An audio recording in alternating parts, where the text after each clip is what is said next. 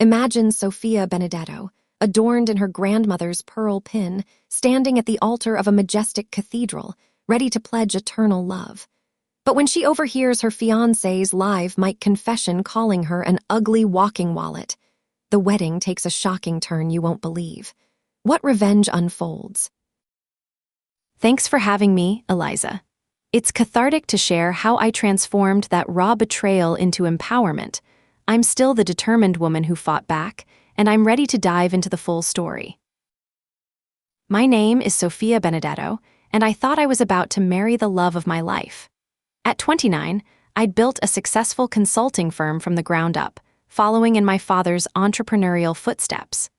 My dark brown eyes had seen plenty of boardroom negotiations, but nothing had prepared me for the betrayal waiting at the altar of St. Ignatius Cathedral. The morning of my wedding dawned crisp and clear, October sunlight streaming through the stained glass windows of the cathedral where my grandparents had been married 60 years ago. I stood in the bridal suite, adjusting the pearl pin that secured my black hair in a classic chignon, the same pin my nana had worn at her wedding and her mother before her. This tiny piece of family history represented everything I believed about love: enduring, precious, passed down through generations of strong Italian women. Everything was perfect, down to the last detail of my custom Vera Wang gown. "You look like a princess, cara mia," my father said, his voice thick with emotion as he entered the room. Antonio Benedetto was a man who'd built an empire from nothing, and seeing his only daughter on her wedding day brought tears to his usually stoic eyes. In our family, weddings weren't just celebrations. They were sacred bonds that connected us to our heritage, our values, our belief that love conquers all. I smoothed the silk of my dress, my hands trembling slightly. "I can't believe this day is finally here, Papa." The past 2 years with Liam had been a whirlwind. We'd met at a charity gala where his charm and easy laughter had swept me off my feet. He was everything I thought I wanted: handsome, well-educated, from a good family. His mother, Isabella, always spoke of how lucky Liam was to have found someone so accomplished and generous. That word, generous, had come up a lot lately. When we discussed the wedding budget, and I'd offered to cover the $200,000 cost since my business was thriving while he was between jobs. $50,000 for the cathedral venue, $30,000 for the premium catering package, $20,000 for the full open bar, $15,000 for flowers, and countless other expenses that had mounted up like a financial avalanche. When he'd suggested inviting more of his extended family, pushing our guest count to 500. When he'd insisted on the most expensive everything. "It's our special day," he'd said, kissing my forehead, "and you're so wonderfully practical about these things." I'd brushed off the nagging feeling in my stomach. Love meant sacrifice, didn't it? And I could afford it. My consulting firm specialized in corporate restructuring, and we just landed 3 major contracts. Money wasn't the issue. It was the growing sense that maybe, just maybe, money was becoming too much of the focus. But standing there in my wedding dress, with my father beaming at me and 500 guests waiting in the cathedral, I pushed those doubts aside. Today was about love. Today was about forever. Today was about becoming Mrs. Liam Hartwell and starting the life I'd dreamed of since I was a little girl playing with my grandmother's pearl pin, imagining my own perfect wedding day. The pre-ceremony chaos was typical wedding madness. My maid of honor, my cousin Alina, was running around with a steamer, fixing last-minute wrinkles. The photographer was capturing candid moments that felt anything but natural. And my wedding planner, Chloe Morrison, was speaking rapidly into her headset, coordinating every detail with military precision. "The groomsmen are in position," she reported, adjusting her earpiece. "Father McKenna is ready. The string quartet is set for your processional. We're just doing final sound checks on the lapel microphones to make sure everything's crystal clear for the vows. The mics are still live from testing, but we'll have them properly configured in just a moment." I nodded, only half listening. My mind was on Liam, probably getting ready in the sacristy with his groomsmen. I wondered if he was as nervous as I was, if his hands were shaking the way mine were. I thought about the vows I'd written, the promises I'd crafted about supporting him through everything, about building a life together where we'd always put each other first. "Sophia," Elena said, appearing at my side with a concerned expression. I need to tell you something about last night at the rehearsal dinner. My stomach dropped. What about it? It's probably nothing, but I overheard Liam talking to his cousin Marco. They were by the bar, and I was coming back from the restroom. Elena hesitated, biting her lip. Marco was joking about how Liam was set for life now, and Liam laughed and said something about marrying well. It felt weird. I forced a smile, even as something cold settled in my chest. He was probably just nervous, saying stupid things, you know how men get. But Elena's words echoed in my mind as I made final adjustments to my hair and makeup. Marrying well. It was an old-fashioned phrase, one that typically referred to marrying for money or status rather than love. Surely Liam hadn't meant it that way. The photographer wanted a few more shots of me alone, the bride in quiet contemplation, he called it. As I posed by the window, I caught sight of Liam's uncle Roberto in the courtyard below, talking animatedly on his phone. Even through the glass, I could hear fragments of his conversation. Told you this would pay off. Smart boy, that Liam. Landed himself a real catch. 200 grand for a wedding, can you believe it? I stepped back from the window, my heart racing. It was just wedding day jitters, I told myself. People always talked about marriage in practical terms. It didn't mean anything.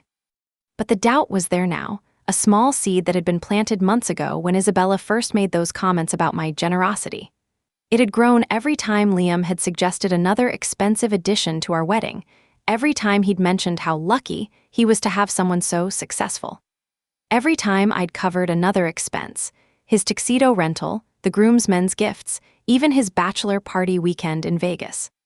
5 minutes, Sofia, Chloe called out, and I realized I'd been standing frozen by the window, lost in thought. I shook my head, forcing myself back to the present. This was my wedding day. I was marrying the man I loved, and nothing, not Elena's overheard conversation, not Roberto's phone call, not my own paranoid thoughts, was going to ruin it. I touched the pearl pin in my hair, drawing strength from the generations of Benedetto women who had worn it before me. The vestibule of St. Ignatius Cathedral was a study in controlled chaos. Chloe was coordinating with the ushers, making sure the processional would go smoothly. The bridesmaids were lined up, adjusting each other's dresses and bouquets. My father stood beside me, handsome in his tailored tuxedo, ready to walk me down the aisle. "You ready for this, Principessa?" he asked, using the nickname he'd called me since childhood. I squeezed his arm. "More than ready, Papa." The organ music swelled, signaling the start of the processional. One by one, my bridesmaids began their walk down the aisle. Elena went first, then my college roommate Maria, then Liam's sister Catherine. Each step brought me closer to the moment I'd been dreaming about for 2 years. Chloe was speaking rapidly into her headset, coordinating the timing. "Bridesmaids are in position," she said. "Groomsmen look good. Father McKenna is ready. Just running final sound checks on the lapel mics to make sure everything's clear for the vows. Wait." She pressed her hand to her earpiece, listening intently. Then her expression changed. The color drained from her face, and she looked like she'd seen a ghost. "What is it?" I whispered, but she held up a finger, still listening. I watched as her eyes widened in horror. She looked at me, then at the doors leading to the altar, then back at me. Her mouth opened and closed like she was trying to speak, but couldn't find the words. "Chloe, what's wrong?" I demanded, my voice urgent. Without saying anything, she pulled the earpiece from her ear and pressed it into my hand. Her fingers were trembling. "The mics are still live from testing," she whispered. "They don't know we can hear them." "Just listen," she managed to say, her voice barely a whisper. I put the earpiece to my ear, and immediately I could hear voices. Male voices, speaking in low tones. It took me a moment to realize it was coming from the lapel microphones. Liam and his best man, Mark, were having a private conversation at the altar, unaware that their mics were live and transmitting to the sound booth. "Can't believe she went for the 500 guest package," Mark was saying, amusement clear in his voice. Then I heard Liam's voice, the voice I'd whispered, "I love you" to countless times, the voice that had proposed to me under the stars last Christmas. But the tone was different, cold, calculating, cruel. "She's ugly, but at least she's a walking wallet. Look at this place. She paid for all of it." The words hit me like a physical blow. I actually staggered backward, my free hand gripping the wall for support. Ugly, walking wallet. The phrases echoed in my head, each repetition like another knife to the heart. This was seconds before I was supposed to walk down the aisle, seconds before I was supposed to promise my life to this man, and he was calling me ugly. Mark's laughter crackled through the earpiece. Just gotta get through the I do's, man. Then the Bank of Sofia is officially open for business. You know it, Liam replied, and I could hear the smile in his voice. An hour of pretending, a lifetime of comfort. She's so pathetically grateful for any attention. Makes it easy. I pulled the earpiece away, my hand shaking so violently I nearly dropped it. The beautiful vestibule around me seemed to blur and shift. The scent of gardenias, which had seemed so romantic moments before, now made me nauseous. But then, through the devastation, I remembered something. Last winter, when Liam had lost his job, I'd held him while he cried about feeling like a failure. I'd paid his rent for 3 months, covered his car payment, taken him on a weekend getaway to lift his spirits. I'd whispered that we were a team, that my success was his success, that love meant supporting each other through everything. And this cruelty, this calculated deception, was how he'd repaid that vulnerability, that generosity, that love. My father was looking at me with concern. Sofia, what's happening? I couldn't speak, I couldn't breathe.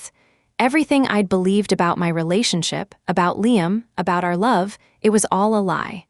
A carefully constructed performance designed to separate me from my money. For a moment, I thought I might collapse. The weight of the betrayal, the humiliation, the sheer cruelty of it all threatened to crush me. I could feel tears starting to form, could feel my carefully applied makeup about to run. But then something else rose up through the pain. Something cold and hard and absolutely clear. Rage, pure crystalline rage. Not the hot, emotional kind that makes you scream and throw things. This was different. This was the kind of anger that makes you dangerous because it makes you think clearly. It was the anger of a woman who'd built a business from nothing, who'd negotiated million-dollar deals, who'd never backed down from a fight in her life. It was the rage of a Benedetto woman who'd just been betrayed in the most sacred moment of her life. I looked at Chloe, who was watching me with a mixture of pity and horror. "Can you isolate that recording?" I asked, my voice steady and calm. "And can you patch my phone into the main speaker system, the one they'll use for the vows?" Chloe's jaw dropped. Then, slowly, understanding dawned in her eyes. A smile, the first genuine smile I'd seen from her all day, spread across her face. "Give me 60 seconds, she said, already pulling out her phone. My father appeared at my side, his proud smile fading as he saw my expression. "Sofia, Cara, what's wrong? You look like you've seen a ghost." "Something like that, Papa," I said, taking his arm. My grip was firm, steady. "I need you to walk me down that aisle and trust me. Can you do that?" He searched my eyes, and I knew he could see the steel there. My father was a businessman. He understood about betrayal, about revenge, about timing. But more than that, he was an Italian father who just learned his daughter had been disrespected in the most fundamental way. The look that crossed his face was murderous. "Whatever you need, Principessa," he said, his voice carrying the weight of generations of Benedetto men who'd protected their women. The organ music swelled again, the traditional wedding march that was supposed to announce the arrival of the blushing bride. But I wasn't blushing. I was calculating. As we stood at the threshold of the cathedral, I could see the 500 guests rising to their feet, turning to watch my entrance. I could see Liam at the altar, handsome in his tuxedo, his face arranged in an expression of loving anticipation. He was playing his part perfectly. But I'd heard the truth. I knew what he really thought of me, and now it was time for everyone else to know too. I thought about my grandmother, who'd worn this pearl pin on her wedding day in 1943. She'd married for love, real love, the kind that lasted 60 years until death parted them. She taught me that Benedetto women were strong, that we didn't accept disrespect, that we fought for what was right. Today, I would honor that legacy. "Ready?" my father asked. I adjusted my grip on my bouquet, straightened my shoulders, and lifted my chin. The pearl pin in my hair caught the light streaming through the stained glass windows. "More than ready," I said. And together, we began the longest walk of my life. Every step down that endless aisle was a lesson in self-control. The cathedral was packed, 500 guests, just as Liam had wanted. 500 witnesses to what was supposed to be our perfect love story. 500 people who would now witness something very different. I kept my eyes fixed on Liam as we walked. He was beaming, the picture of a man in love. His groomsmen stood beside him, Mark, who'd laughed at his cruel jokes, his brother David, his cousin Marco, who'd apparently been in on the joke from the beginning. They all looked so pleased with themselves. The guests were a sea of faces, my family on the left side of the aisle, his on the right. I saw my aunts and uncles, my business partners, my college friends. People who'd watched me build my life from nothing, who'd celebrated my successes, who genuinely cared about my happiness. On the right side, I saw Isabella, Liam's mother, resplendent in her designer dress and satisfied smile. She'd always been so encouraging about our relationship, so supportive of our engagement. Now I understood why. She'd been grooming the perfect Mark for her son. I saw Roberto, still looking pleased with himself after his phone conversation. I saw Liam's extended family, cousins and aunts and uncles who'd suddenly become so eager to attend our wedding once the invitations went out. Once they'd learned about the venue, the catering, the open bar. Once they'd realized just how much the walking wallet was willing to spend. My phone vibrated in the small purse attached to my wrist. A text from Chloe. Recording isolated. You're patched into the main system. Just press play when you're ready. We reached the altar. My father placed my hand in Liam's, and I felt the familiar warmth of his palm against mine. He squeezed gently, his eyes soft with what looked like genuine affection. "You look beautiful," he whispered, just loud enough for the front rows to hear. I smiled back at him, the picture of a happy bride. "Thank you," I replied sweetly. Father McKenna began the ceremony, his voice echoing through the cathedral as he spoke about love, commitment, and the sacred bond of marriage. The irony wasn't lost on me. "Marriage is a partnership built on trust," he intoned, "a union of two souls who choose to walk through life together, supporting each other through joy and sorrow." I felt Liam's thumb stroking across my knuckles, a gesture that had always comforted me before. Now it made my skin crawl. The ceremony proceeded through the traditional readings, the prayers, the exchange of rings. Liam slipped the platinum band onto my finger with such tenderness that for a moment I almost doubted what I'd heard. Almost. But then I remembered his voice. "She's ugly, but at least she's a walking wallet." The ring felt like a shackle. Finally, Father McKenna smiled warmly at us both. "And now," he announced to the congregation, "the bride and groom will share the vows they have written for each other." This was it. This was the moment. He turned to me first. "Sofia." I looked out at the sea of faces, all watching expectantly. Then I looked at Liam, whose expression was one of perfect, loving attention. He had no idea what was coming. "I do have vows," I said, my voice carrying clearly through the cathedral's sound system. "But they aren't the ones I wrote last night." A murmur of confusion rippled through the guests. Liam's smile tightened slightly, but he maintained his composure. "You see," I continued, "I learned something about the man standing before me just moments ago. Something that changed everything, and I believe in honesty." The murmur grew louder. I could see people exchanging glances, could feel the tension building in the room. "So instead of sharing the vows I wrote," I said, reaching for my phone, "I want to share the real vows. The ones I just heard from my groom." I pulled out my phone, and the simple gesture sent a shock wave through the cathedral. This wasn't part of any wedding script anyone had ever seen. Liam's face went from confused to alarmed. "Sofia, what are you?" I held up a hand to silence him, then looked directly into his eyes. "These are your real vows, Liam, the ones you shared with Mark just minutes ago." I pressed play. The cathedral's state-of-the-art sound system, the same system I'd paid extra for to ensure everyone could hear our beautiful vows clearly, now carried a very different message. Mark's voice came first, tinny but unmistakably clear. "Can't believe she went for the 500-guest package." A collective intake of breath from the congregation. People started looking around, confused. I let the silence hang for a moment, watching as recognition dawned on faces throughout the cathedral. Then came Liam's voice, amplified for all 500 guests to hear. "She's ugly, but at least she's a walking wallet. Look at this place. She paid for all of it." The silence that followed was deafening. I watched as the words hit the congregation like a physical force. Gasps, shocked exclamations, the sound of someone's purse hitting the floor. I could see my aunts covering their mouths in horror, my business partners shaking their heads in disgust. But the recording wasn't finished. I let another beat pass, watching Liam's face cycle through confusion, recognition, and dawning horror. Mark's laughter echoed through the cathedral. "Just gotta get through the I do's, man. Then the Bank of Sofia is officially open for business." And finally, Liam's voice again. "You know it. An hour of pretending, a lifetime of comfort. She's so pathetically grateful for any attention. Makes it easy." The silence that followed was absolute. 500 people sat in stunned horror, processing what they'd just heard. I could see my father's face in my peripheral vision. He looked like he wanted to commit murder.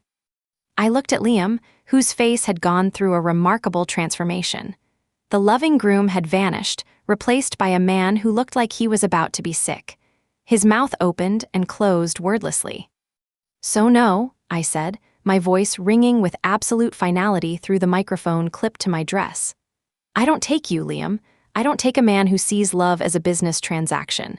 I don't take a man who thinks I'm ugly but finds my bank account attractive." I turned to face his family in the front row. Isabella looked like she'd been turned to stone, her face a mask of horror and humiliation. "And to your family," I continued, my voice carrying to every corner of the cathedral, "you were right to encourage this relationship. I am generous, I am successful, I am a good catch, but I'm not a fool." I looked back at Liam, who was still standing there in shock. "The wedding is off, the engagement is over, and the Bank of Sofia," I said, leaning closer to the microphone, "is permanently closed to the Hartwell family." I slipped off the engagement ring, the 3-carat diamond that I'd helped him pick out, that I'd essentially bought for myself, and let it drop to the marble floor. The sound of it hitting the stone echoed through the silent cathedral. Then I turned to the congregation, my voice brightening as if I was announcing something wonderful. "However," I said, my smile genuine for the first time all day, "we have 500 plates of incredible food waiting in the reception hall, along with a $10,000 open bar. It would be a shame to let it go to waste." I paused, letting that sink in. "So to our friends and family, my real friends and family, you're all invited to stay for what is now officially a celebration of my freedom. The party is on me. It always was." The aftermath was chaos, but it was beautiful chaos. As I walked back down that aisle, this time with my head held high and my father beaming with pride beside me, the cathedral erupted in noise. Some people were crying, some were shouting, some were applauding. I heard Isabella's voice rising above the din. "Liam, how could you be so stupid? Do you know what you've done to our family's reputation?" But I didn't look back. I was done with all of them. Elena caught up with me in the vestibule, tears streaming down her face. "Sofia, I'm so sorry, if I had known." "You tried to warn me," I said, hugging her tightly. "And it doesn't matter now, it's over." My father was already on his phone, probably calling our lawyer. The Benedetto family didn't take betrayal lightly, and there would be consequences for Liam beyond just public humiliation. But that was his problem now, not mine. Chloe appeared at my side, grinning from ear to ear. "That was the most badass thing I've ever seen," she said. "The recording is already going viral on social media. Someone was live streaming the ceremony." I laughed, actually laughed, for the first time in hours. Good, let everyone know what kind of man Liam Hartwell really is. The reception hall had been transformed. What should have been a celebration of a fraudulent marriage became something much better, a celebration of truth, of self-respect, of freedom. My real friends and family surrounded me, offering support and congratulations on my narrow escape. The band, confused but professional, played upbeat music. The catering staff, who'd been paid in advance, served the incredible meal I'd selected. The bartenders poured drinks for people who were toasting not a marriage, but a liberation. I changed out of my wedding dress into the cocktail dress I'd planned to wear for the send-off. As I folded the wedding gown carefully into its preservation box, I felt no sadness. It had served its purpose, not as a symbol of love, but as armor for battle. My business partner, Marcus, found me as I was putting the dress away. "Sophia, I just wanted you to know, the 3 contracts we landed last month, they're asking if we can start early. Apparently, word is getting around about what happened today, and people are impressed with how you handled it." I smiled. Nothing like a public display of backbone to build confidence in your business acumen. "The Benedetto family doesn't back down from a fight," he agreed. "Never has, never will." As the evening wore on, I realized something remarkable had happened. What should have been the worst day of my life had become something else entirely. I'd learned the truth about someone I thought I loved. I'd stood up for myself in the most public way possible. I'd turned a moment of betrayal into a moment of triumph. Later in the evening, I made an announcement to the remaining guests. "I want you all to know that the money I would have spent on a honeymoon, $25,000, is going to the Women's Empowerment Foundation. Because every woman deserves to know her worth, and it has nothing to do with her bank account." The applause was thunderous. I could already imagine the social media posts, the hashtags, "Wedding Revenge, Know Your Worth, Benedetto Badass." The pearl pin was still secure in my chignon, and my dark brown eyes, the eyes Liam had called ugly, were bright with satisfaction. I wasn't a walking wallet. I was Sofia Benedetto, and I was nobody's fool. Around midnight, as the last guests were leaving and the staff was cleaning up, my father found me sitting alone at the head table, looking out at the empty dance floor. "No regrets, Principessa?" he asked, settling into the chair beside me. I considered the question seriously. 2 years of my life gone, a relationship I'd thought was real, revealed as a lie. A wedding that had cost more than most people's houses turned into a public spectacle. "None," I said finally. "Better to know the truth now than to spend the next 20 years married to a man who saw me as a bank account with legs." He nodded approvingly. "Your Nana would be proud. She always said the Benedetto women were too smart to be anyone's victims." I touched the pearl pin in my hair, the one that had belonged to her. She was right. As we sat there in the empty reception hall, surrounded by the remnants of a party that had celebrated the best possible outcome, I realized that sometimes the greatest gift you can receive is the truth about someone's character. Even when it hurts. Even when it's delivered in the most brutal way possible. Liam had called me ugly, but he was wrong. I was beautiful, not just in appearance, but in spirit, in strength, in the way I'd refused to be anyone's victim. He'd called me a walking wallet, but he was wrong about that too. I was a woman who knew her worth, and it had nothing to do with money. The Bank of Sofia was indeed closed, to men who saw love as a transaction, to people who mistook kindness for weakness, to anyone who thought they could take advantage of my generous heart. But it was wide open for the right person. Someone who would see my dark brown eyes as beautiful, who would treasure the strength that had built my business, who would love me for who I was rather than what I could provide.